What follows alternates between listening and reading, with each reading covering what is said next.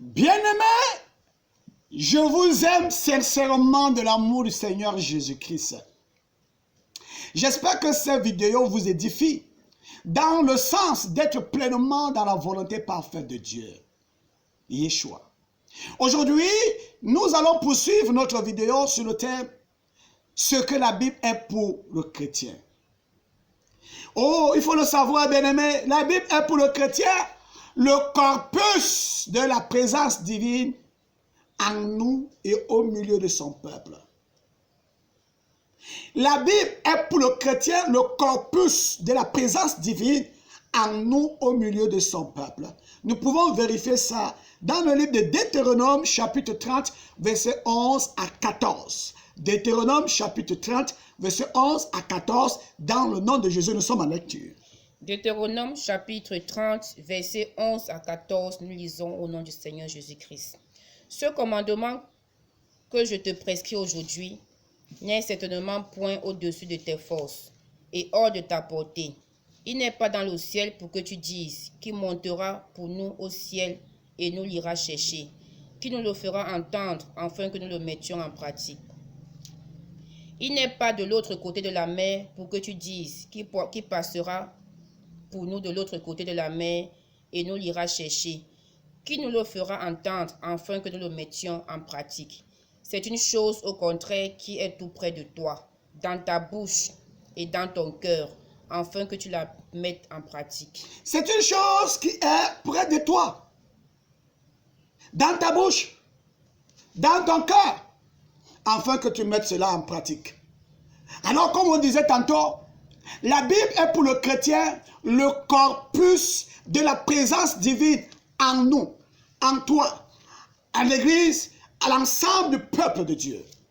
Donc, la Bible joue un rôle d'harmoniser le vivre d'ensemble selon la volonté de Dieu. Harmoniser le vivre ensemble selon la volonté de Dieu. Bien-aimés au Seigneur, n'oublions pas que le Saint-Esprit qui est à la dispensation de la grâce dont nous sommes en train de vivre en ce temps, bien-aimé, est descendu du ciel.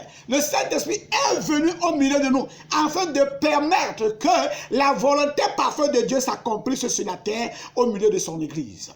Bien-aimé au Seigneur. Donc nous devons comprendre que le Saint-Esprit est maintenant dans le monde, est maintenant dans l'Église. Bien-aimé, afin d'accompagner l'Église ou encore d'aider l'Église, le chrétien à magnifier la gloire du Seigneur Jésus. À aider l'Église à magnifier la puissance et la gloire du Seigneur Jésus-Christ. Donc, nous devons le comprendre. Nous allons vérifier dans le livre de Jean, chapitre 16, verset 12 à 14. Chapitre 16, verset 12 à 14, nous sommes en lecture au nom de Jésus. Jean chapitre 16, verset 12 à 14. J'ai encore beaucoup de choses à vous dire, mais vous ne pouvez pas les porter maintenant. Quand le Consolateur sera venu, l'Esprit de vérité, il vous conduira dans la vérité, car il ne parlera pas de lui-même, mais il dira tout ce qu'il aura entendu et il vous l'annoncera. Il me glorifiera parce qu'il prendra de ce qui est à moi et vous l'annoncera. Tout ce que le Père a est à moi. C'est pourquoi j'ai dit qu'il prendra de ce qui est à moi et qu'il vous l'annoncera. Le Saint-Esprit, il est contradictoire. Bien-aimé au Seigneur, que je dise que j'ai le Saint-Esprit. Toi, tu as le Saint-Esprit. Nous avons le Saint-Esprit. Le Saint-Esprit dirige l'Église et nous ne magnifions pas la gloire du Seigneur. Nous ne révélons pas la plénitude de la présence de Dieu. Car la Bible est pour le chrétien le corpus de la présence divine en moi, en nous, au milieu de son peuple. Donc le Saint-Esprit a le mandat de nous aider à magnifier cela dans le monde. C'est-à-dire à révéler puissamment la gloire du Seigneur Jésus-Christ, bien-aimé au Seigneur. Il faut le comprendre, c'est hyper important. Regardons également dans le livre de Galates, chapitre 4, verset 6, autant pour moi. Galates, chapitre 4, verset 6, nous sommes en lecture au nom de Jésus. Galates, chapitre 4, verset 6, nous lisons au nom du Seigneur Jésus-Christ. Et parce que vous êtes fils, Dieu a envoyé dans nos cœurs l'esprit de son Fils, lequel crie Abba Père. Abba le Père. Le Seigneur, ou Dieu a envoyé l'esprit de son Fils, le Fils Jésus, dans mon cœur, dans ton cœur, afin que nous magnifions la gloire de Dieu sur la terre. Dites-moi, bien-aimé au Seigneur, est-ce normal que deux enfants de Dieu remplis du même Saint-Esprit se mettent dans les contradictions et se mettent dans des guerres et des querelles bibliques? Est-ce normal? Puisque la Bible est le garant de notre foi. La Bible est le sceau de la vérité et de la justice. Dites-moi, est-ce normal que deux individus, dites enfants de Dieu, serviteurs, pasteurs, apôtres, évangélistes, prophètes, est-ce que vous pensez qu'il est normal que nous ayons le même Saint-Esprit et que nous soyons en contradiction de la parole? Ça veut dire qu'il y a un problème. Ça veut dire que soit on n'est pas totalement dépouillé, ça veut dire soit on n'est pas totalement brisé, soit on ne se laisse pas conduire par le Saint-Esprit, on ne se laisse pas enseigner par le Saint-Esprit, ou alors nous mélangeons de la parole de Dieu notre connaissance. Ce qui fait donc aujourd'hui le mal vivre au lieu du bon vivre. Parce que le plan de Dieu, c'est d'harmoniser le bon vivre. C'est-à-dire que le bien-être au milieu, n'est-ce pas, de l'Église. Ceux qui disent qu'ils portent le sceau de Christ qui est le Saint-Esprit. Bien-aimés au Seigneur. Alors, nous allons continuer afin que vous voyez vous-même que le Seigneur a dit des choses, mais nous faisons le contraire sur la terre. Aujourd'hui, des églises se posent. Aujourd'hui, on parle de Dieu de gauche à droite, de tout et à travers. Tout un mélange pour que vous sachiez qu'au milieu de l'église, il y a des imposteurs. Il y a ceux qui sont venus radicalement empêcher que l'église, l'œuvre de Dieu s'accomplisse sur la terre.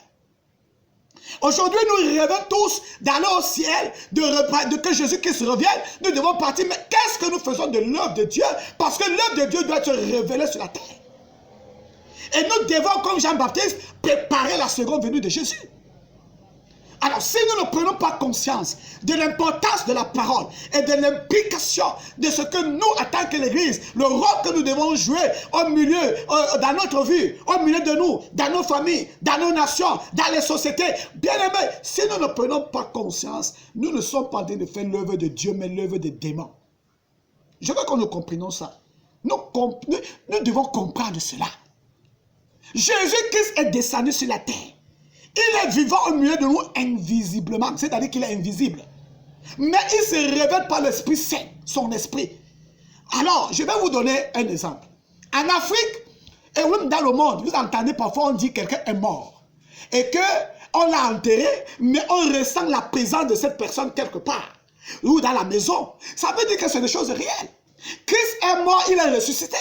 Et Christ se manifeste par son Esprit Saint. Chacun de nous doit vivre la présence de Dieu.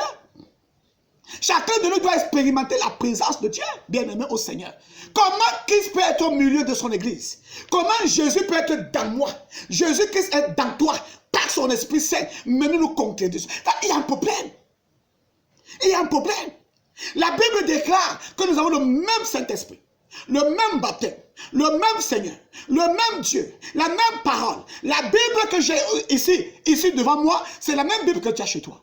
Les passages que nous sommes en train de lire, c'est le même passage que tu es en train de lire. Alors le Saint-Esprit a donc la mission d'harmoniser cela afin de susciter le meilleur, le noyau, le bon vivre entre nous. C'est ce qu'on appelle le corpus de la présence divine au milieu de nous, bien-aimés au Seigneur. Ah oui. Pourquoi nous ne comprenons pas cela? Il faut donc noter que le Seigneur, pour que son Église soit puissamment bâtie sur la terre, il a établi 7 colonnes. 7 colonnes. Il a établi 7 colonnes. Et si nous n'observons pas ces 7 colonnes, il y a problème. Si nous ne vivons pas avec ces 7 colonnes, il y a des problèmes. Si nous ne mettons pas en pratique, n'est-ce pas, la révélation de ces 7 colonnes, il y a des problèmes. L'Église, pour être puissamment bâtie sur la terre, au-delà de ce que Christ a fait dans toute la révélation de sa puissance, il a établi 7 colonnes pour maintenir l'Église puissamment sur la terre. Et les 7 colonnes, la première colonne, c'est le Saint-Esprit, bien-aimé. Celui qui dit qu'il a le Saint-Esprit, celui qui dit qu'il a le Saint-Esprit, suis-moi très bien. Celui qui dit qu'il a le Saint-Esprit, il est contradictoire à la parole de Dieu, il est contraire à la volonté de Dieu, et que tout ce qu'il fait ne cadre pas avec la parole de Dieu, la Bible, les Saintes Écritures, il y a problème. Car le Saint-Esprit viendra prendre ce qui est de Dieu pour nous annoncer, pour nous avertir, pour nous conduire et nous amener tous ensemble à glorifier le seul nom, le nom de Yeshua Mashiach. Il faut le noter. Alors quand quelqu'un dit qu'il a le Saint-Esprit et on se contredit, chacun va dire comme chacun doit recevoir. Non, la Bible, écoutez bien aimé, la Bible est unique. La pensée de Dieu est unique. Oui. Tu ne vas pas me dire que si Dieu demande d'être amour, ça veut dire qu'il y a plusieurs formes d'amour. Ou alors nous devons nous aimer de chacun de sa manière. Non, nous devons nous aimer comme Dieu nous a aimés, point. Comme Christ nous a aimés, point. Laissez-moi vos histoires, vous mélangez votre philosophie à la parole de Dieu. Non, Dieu ne veut pas ça. Revenons à Christ, revenons à Dieu. Bien-aimés au Seigneur. Il y a problème. Alors, parmi les 7 colonnes, nous avons parlé de la première colonne, c'est le Saint-Esprit. La deuxième colonne, c'est la parole de Dieu. La parole, bien-aimé au Seigneur. La parole, bien-aimé. Vérifions dans le livre de Psaume 119, verset 105. Psaume 119, verset 105. Nous sommes en lecture au nom de Jésus. Psaume 119, verset 105, nous lisons. Ta parole est une lampe à mes pieds et une lumière sur mon sentier. Amen. Vous avez vu? La parole est une lampe. Ta parole est une lampe à mes pieds et une lumière sur mon sentier. La parole du Seigneur. La parole du Seigneur. Et lorsqu'on a la parole, cette parole a une puissance de nous empêcher de faire le péché. Bien-aimés, vérifions ça davantage dans le livre de Psaume 119, verset 11. Psaume 119, verset 11. Psaume 119, verset 11. Je sais ta parole dans mon cœur, afin de ne pas pécher contre toi. Amen. Je sais ta parole dans mon cœur, afin de ne pas pécher. Mais quel est le seul nombre de péchés que nous faisons en étant en contradiction avec la parole de Dieu? N'est-il pas écrit que nous devons faire attention de blasphémer contre le Saint-Esprit? Et parmi les 7 colonnes, nous avons parlé du Saint-Esprit. La première colonne, c'est le Saint-Esprit, puisque le Saint-Esprit est celui qui est censé nous aider à marcher, à comprendre, à voir les choses de Dieu. Parce que sans le Saint-Esprit, on ne peut rien faire. Voilà pourquoi l'Église, le jour de la Pentecôte, devait attendre le Saint-Esprit afin d'entrer en action. Alors, le Saint-Esprit est la première colonne. Vérifions le livre de Romains, chapitre 8, verset 9. Romains, chapitre 8, verset 9.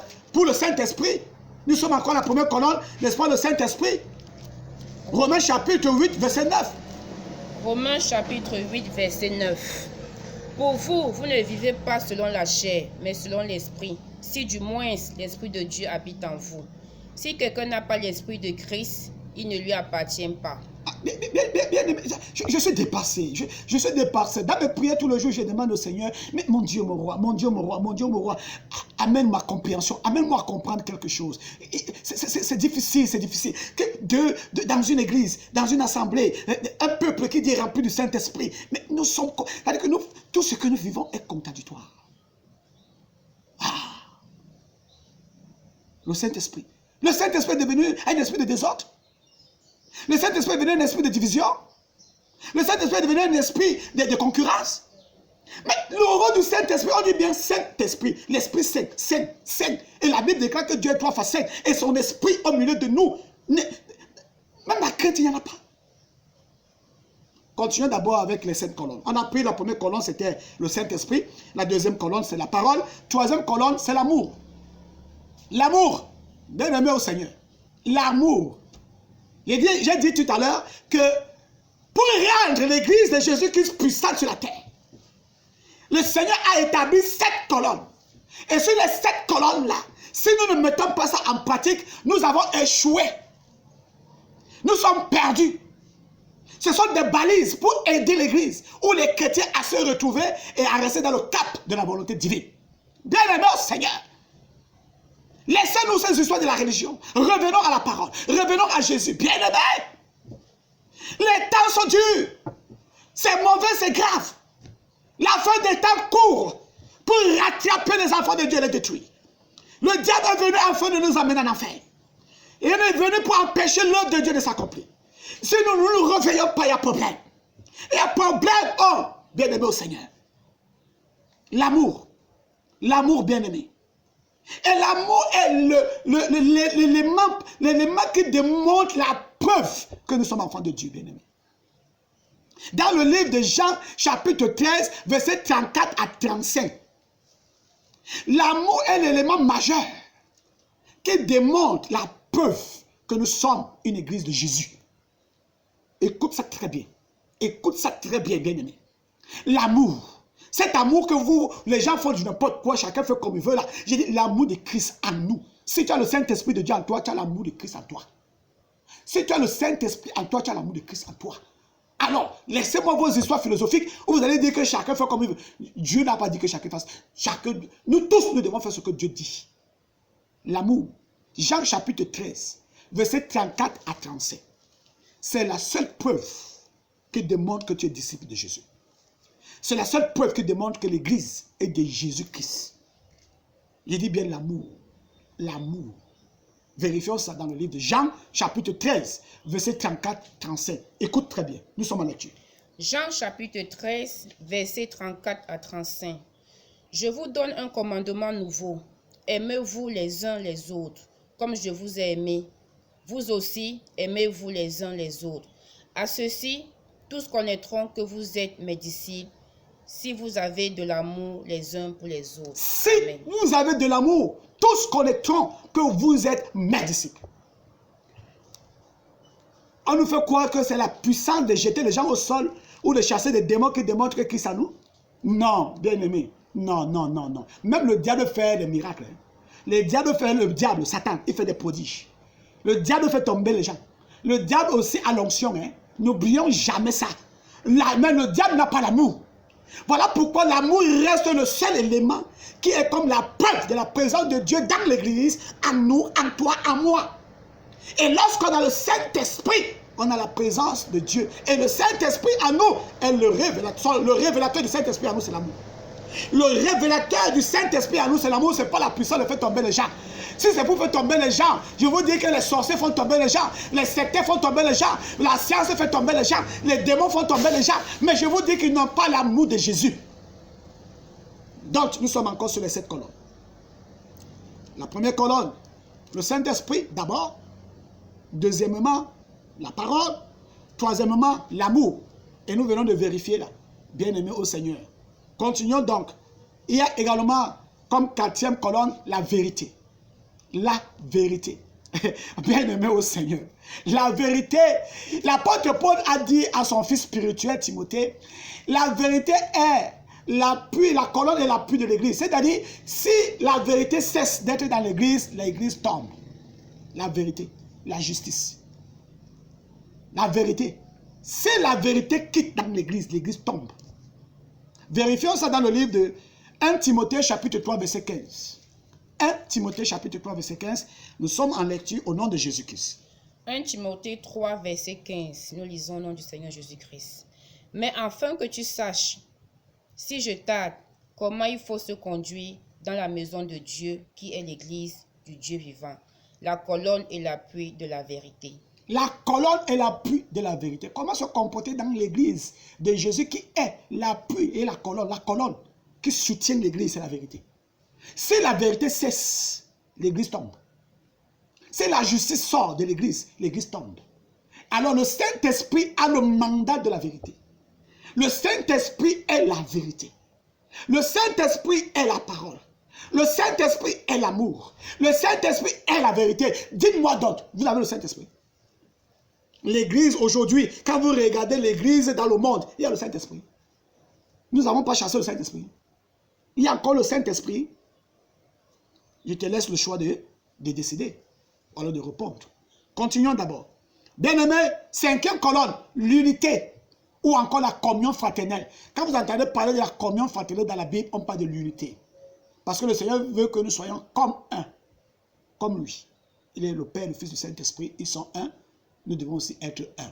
Bien-aimé au Seigneur, j'espère que tu m'écoutes très bien.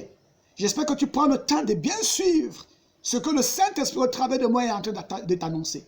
bien-aimés au Seigneur, c'est parce que le Seigneur veut que l'Église revienne, que les enfants de Dieu reviennent. Voilà pourquoi le Seigneur donne cette mission d'entrer dans la profondeur de la compréhension de la parole pour aider son Église, son peuple, parce que c'est grave. Très, très grave. Ah oui, bien-aimé. Alors, l'unité. Quand vous entendez parler dans la Bible, on parle de la communion fraternelle. On parle ici de l'unité. Bien-aimé au Seigneur. Le Seigneur veut que nous soyons un. Pas la conformité, mais l'unité. L'unité un en esprit, parce qu'on a un seul Esprit Saint. L'unité à la parole. L'unité aux vertus de Dieu.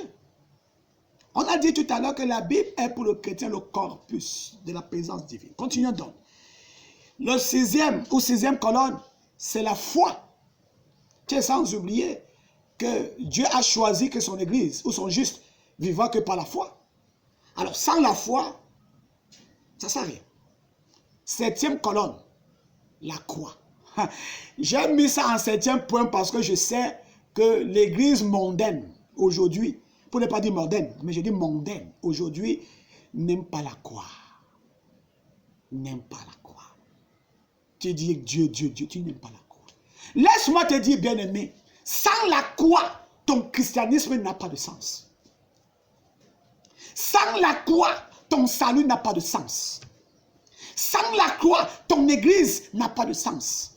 Parce que la foi du chrétien est bâtie sur la mort et la résurrection de Jésus. La foi du chrétien, ta foi est bâtie sur la croix. Tu ne peux pas naître de nouveau sans passer par la croix. Aujourd'hui, on ne prêche plus la croix à l'église. C'est la prospérité matérielle. La prospérité selon le monde des ténèbres. Je veux que vous notiez, on va revenir sur cet enseignement de la prospérité. Il y a la prospérité de Dieu, il y a la prospérité du monde. Il faut comprendre. Parce que pour que Dieu te bénisse matériellement, il y a d'abord quelque chose d'extraordinaire qui doit être bâti dans ta vie spirituelle. Par contre, la prospérité physique ou la prospérité du monde, c'est toute la gloire du monde. C'est très différent. Nous allons comprendre ça à la suite. Mais aujourd'hui, j'ai tout simplement voulu que nous comprenions d'abord l'importance de ce que c'est que la Bible. Et de comprendre que pour que l'Église de Jésus-Christ reste puissante sur la terre, il a établi 7 colonnes. Et les 7 colonnes-là, c'est ça qui soutient l'Église. Si les colonnes-là se renversent, l'Église va tomber. Il n'y a pas que l'autre colonne est importante que l'autre. Non, toutes les colonnes sont fixées pour soutenir l'Église. Et parmi les 7 colonnes, on a cité le Saint-Esprit, la parole, l'amour, la vérité, l'unité ou la communion fraternelle, la foi, la croix.